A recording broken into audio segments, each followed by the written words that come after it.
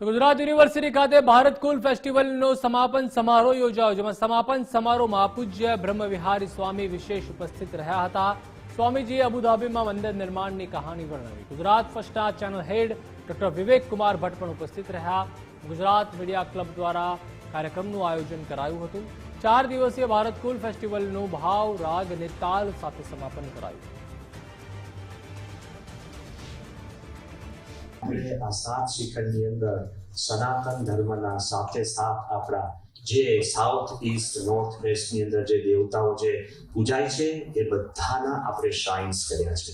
એટલે Akshar Purushottam Maharaj, I never hide my love, murti of my ગુરુ પ્રમુખ Swami Maharaj, who dreamt of this મંદિર, શાસ્ત્રી મહારાજ who founded it. Then ભગવાન શ્રી કૃષ્ણ અને રાધાજીનું અદ્ભુત શિખર છે. ભગવાન શ્રી રામ અને રામ પરિવાર, શિવ અને શિવ પરિવાર, જગન્નાથજીની મૂર્તિ પહેલી જ વાર આઉટસાઇડ જગન્નાથજી, ત્યાંના રાજાથી સહિત પૂજારીઓ બધા આવી અને નીમના ઝાડમાંથી બનાવેલી આ જગન્નાથજીની મૂર્તિ અદ્ભુત છે.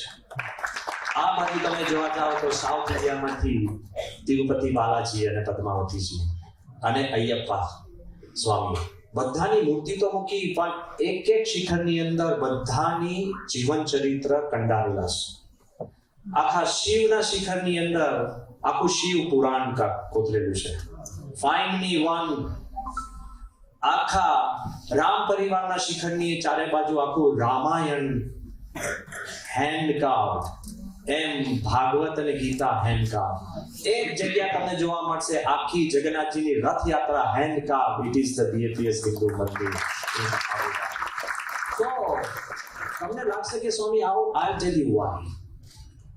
તમને હું કહું, તમારા ઘરમાં જઈને પ્રાર્થના કરો તો તમે છે ને તમારા કુટુંબ માટે પ્રાર્થના કરશો, પણ હું તમને ચંદ્ર ઉપર પહોંચાડું પછી કહું તમે પ્રાર્થના કરો તો તમે વિશ્વ માટે પ્રાર્થના કરશો.